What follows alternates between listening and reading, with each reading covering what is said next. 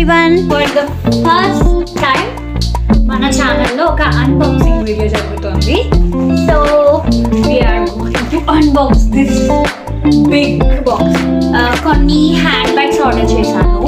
జొలాండో అని చెప్పి German brand ఇది. సో దీనిలో మొత్తం అన్ని బ్రాండెడ్ థింగ్స్ ఉంటాయి. First of all open how it looks like.